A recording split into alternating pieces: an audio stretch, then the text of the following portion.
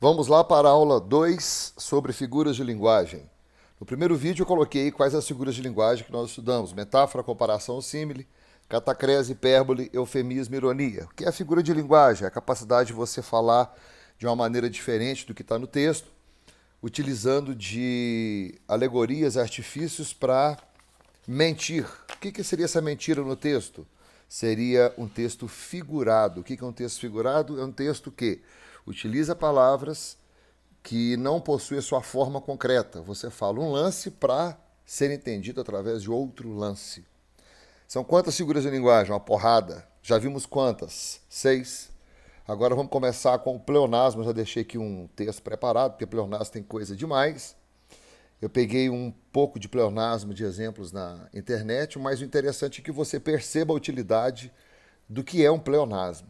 Tá? Muita gente fica batendo na mesma tecla, falando que pleonasmo é subir para cima e descer para baixo. Então, qual que seria a definição do pleonasmo? É repetir desnecessariamente a mesma mensagem. Então, esse desnecessariamente aqui que arrebenta o pleonasmo. Ou você fala duas vezes a mesma coisa, uma dando ênfase para a outra. Então, como é que eu vou trabalhar esse pleonasmo? Eu vou te colocar um exemplo aqui muito simples. Eu viro para você e falo assim: você tem a certeza do seu curso? Aí você responde: sim, tenho a certeza absoluta. Pronto, aqui já começa a lambança. Nessa resposta sua, quando você colocou certeza absoluta, já está errado. Porque a certeza, ela é plena. Não existe meia certeza. Eu não vou colocar assim na resposta sim. Um pouco de certeza. Sim, mais ou menos certeza. Não existe esse tipo de construção. Então a certeza ela só pode ser total. Então você não precisa falar certeza absoluta. Você fala só sim, tenho a certeza. Ou sim, tenho. Ou você tem a certeza do seu curso? Sim. Aí o pleonasmo ele toma rumos, né, inimagináveis na construção das orações. Porque várias e várias vezes você pode repetir a mesma coisa sem a menor necessidade. A tabela que eu tenho aqui para baixo vai te explicar isso. Mas ela não traz outro lance que eu quero te passar antes de chegar lá. Quer ver? Olha, presta bem atenção. Você chega a um lugar e vai conversar, por exemplo, você vai fazer um discurso, né? Aí você ou vai fazer um discurso ou você vai fazer uma redação dissertativa em que você vai enumerar coisas. Então você começa a escrever ou começa a falar no seu discurso assim: em primeiro lugar, relaciono a condição dos políticos brasileiros. Você percebe que o erro, em primeiro lugar, relaciona a condição dos políticos brasileiros. O erro está aqui, ó, em primeiro lugar. Porque quando você fala, só pode ser primeiro lugar. Não tem como você começar a falar no último lugar. Não tem como você falar no segundo lugar. Você só começa a falar quando você abre a boca e fala, é o primeiro instante. Então isso deve ser retirado do seu texto escrito e do seu discurso formal. Informal é para falar besteira que você quer, e eu também falo. Eu uso meu português completamente errado, a língua portuguesa completamente errada para falar. Agora, quando o pau quebra, bom, vamos ver o que a gente está falando. Então, esses negócios de em primeiro lugar, ou outro lance feio demais, que é primeiramente. Muito utilizado por político. Esses caras não percebem que quando eu falo em primeiro lugar, quando eu vou destacar aqui, ó, ou primeiramente, esses caras não percebem que eu estou esperando pelo segundo, pelo terceiro, pelo quarto lugar, porque quando ele coloca em primeiro, deve haver um segundo. Se eu coloco primeiramente, deve haver alguma coisa que vem depois do primeiramente. Então, se você não tem duas ou mais alternativas, dois ou mais esboços para mostrar para quem vai ouvir, não use em primeiro lugar, muito menos em primeiramente. Porque só pode ser em primeiro lugar e só pode ser primeiramente, tá? Então, eu vou puxar minha lista aqui, ó. Vou deixar esses dois aqui como exemplo, esse negócio como exemplo, e vou puxar a lista. Essa lista aqui eu peguei da internet, já dei uma lida nela. Essa lista aqui está no... acho que é no Wikipédia, que estão esses exemplos aqui, ó. Tudo isso aqui é pleonasmo.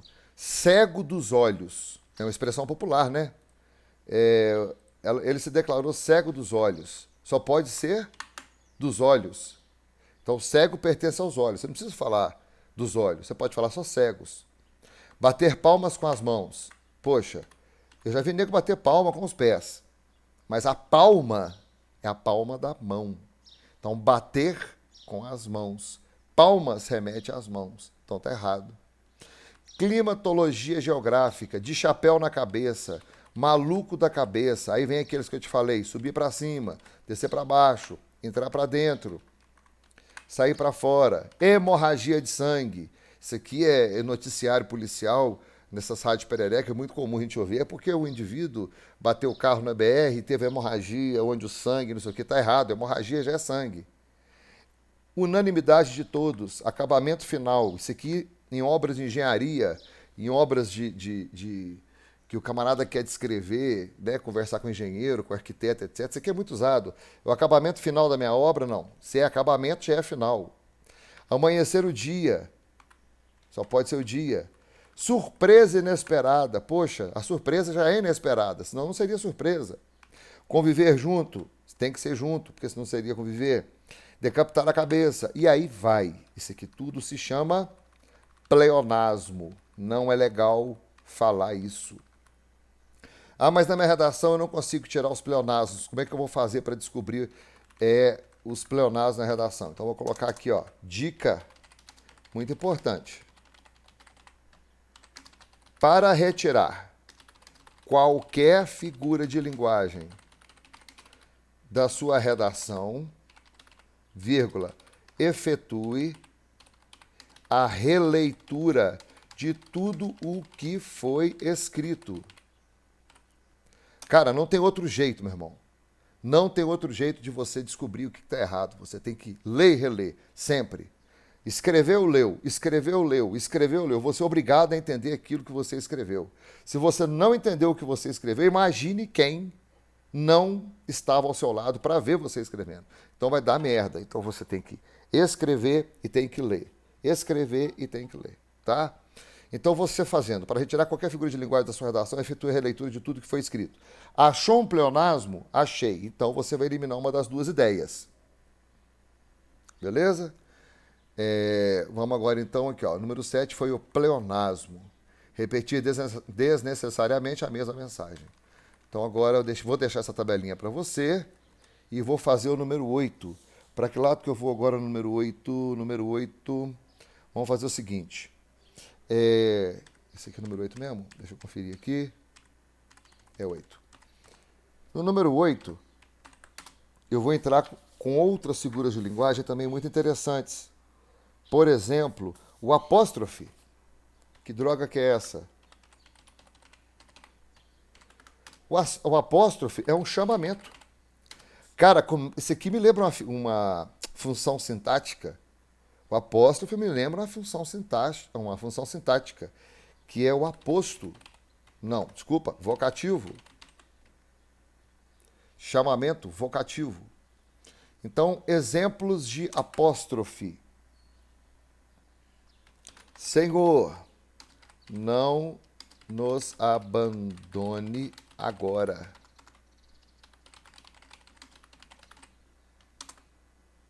Esse senhor aqui, é o apóstrofe. Geralmente,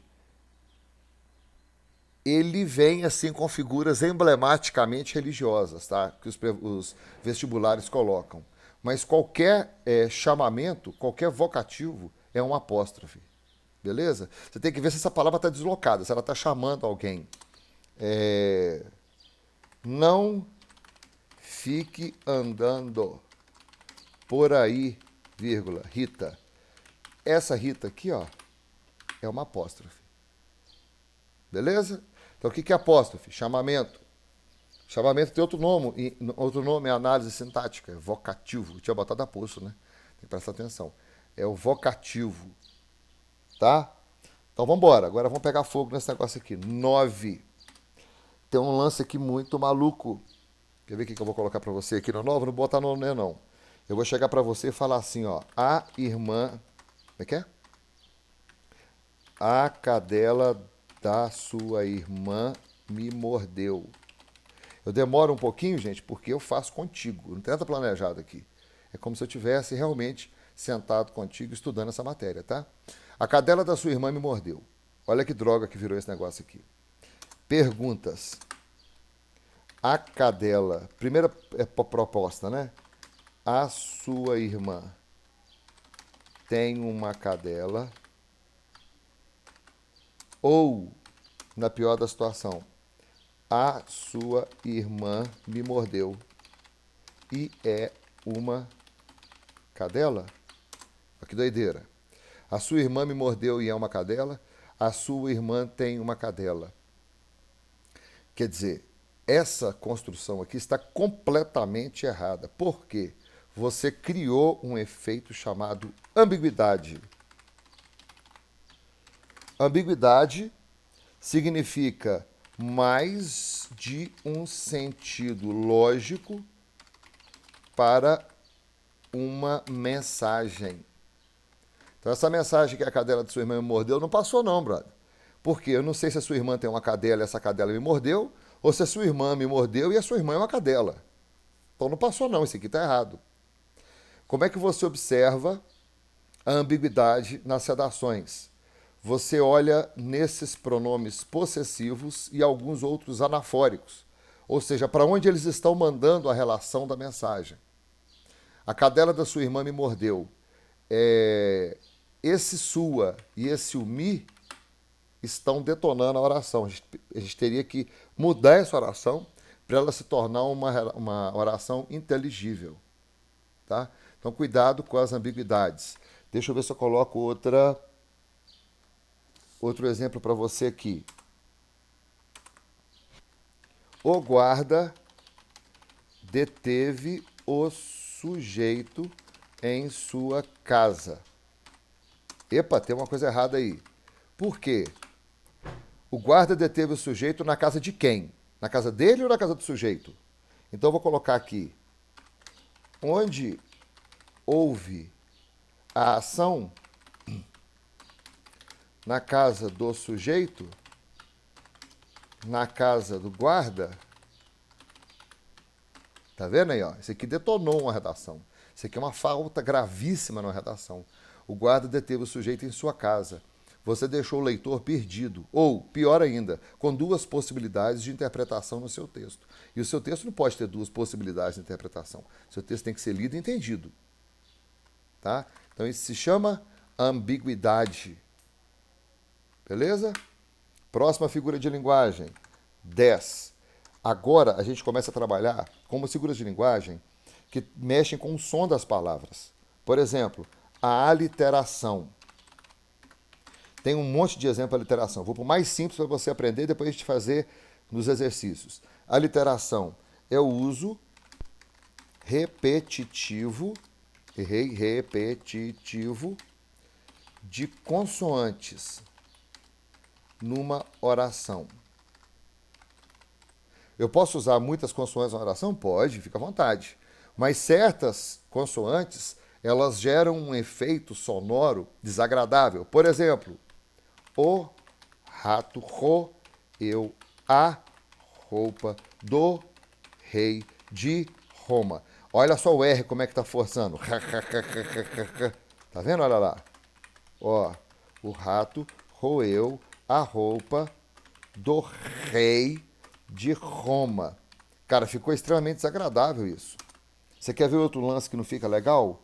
Deixa eu olhar aqui um exemplo de literatura. Esperando parada, pregada na pedra do porto. É a repetição desse P aqui, meu irmão, mais o R, estourou a oração. Quase que virou uma rima. No Enem, nas folhas do Enem, tá? Às vezes, deixa eu acabar de fazer isso aqui, senão não vou dar conta nem de conversar contigo. Pregada na pedra do Porto.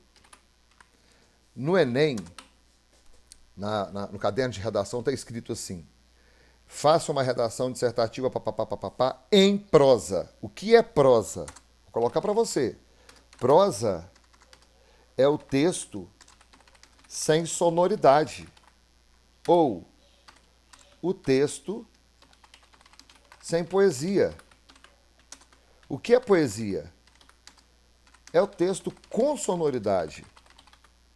Sonoridade é a poesia.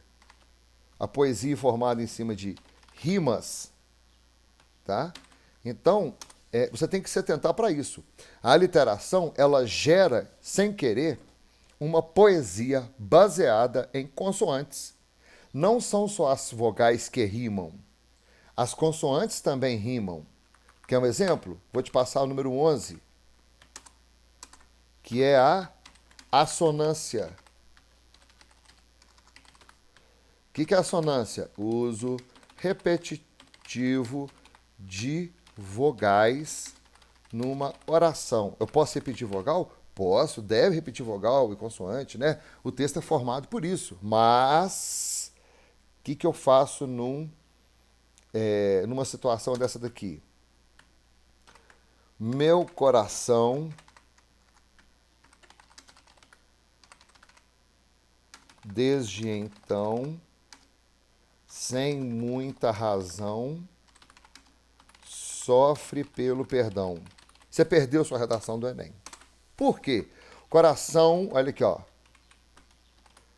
Rimando com então, mas na realidade é o ão que está rimando, né? Eu tenho uma rima de vogais.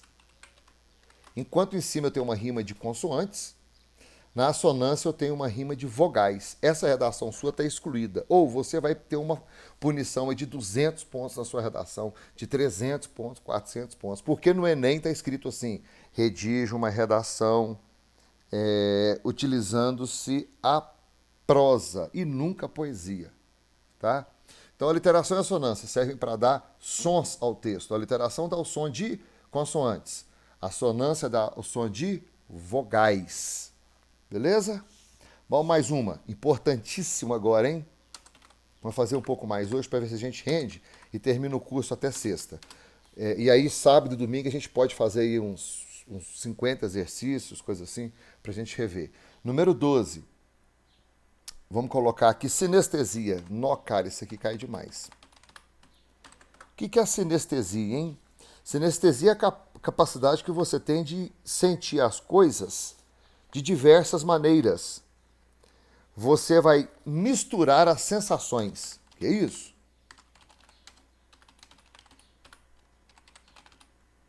Misturar as sensações. Quer um exemplo simples? Tem um exemplo complicado. Um exemplo simples que eu vou te dar aqui. Você está saindo do serviço, você está saindo da aula, você está saindo de onde for.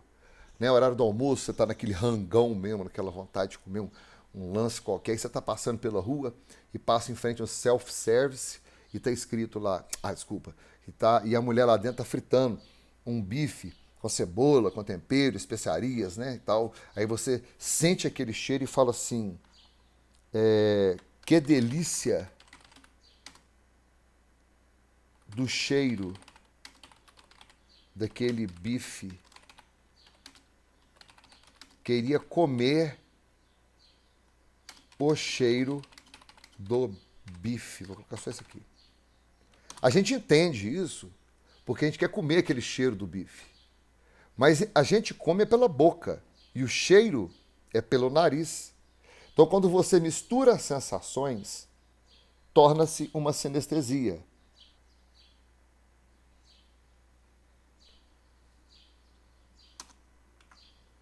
Então, presta atenção agora nesse exemplo aqui.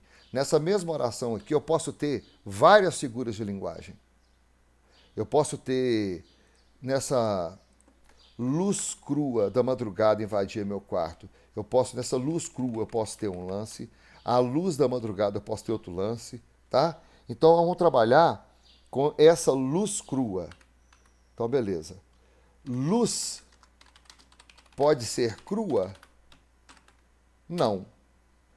Vamos tentar entender isso aqui. A coisa cru é percebida pelo quê, hein? Pelos olhos ou pela boca? Então, boca, coisa crua. A luz, que droga do Word. A luz é percebida pelos olhos. Então, deixa eu mudar isso aqui. Olhos, luz. Então, a boca percebe as coisas cruas. Os olhos percebem a luz. E quando eu coloco a luz crua, que está nesse pedaço aqui, eu estou misturando as coisas. Bacana? Então tá, hoje eu passei mais 6. Vamos lá então.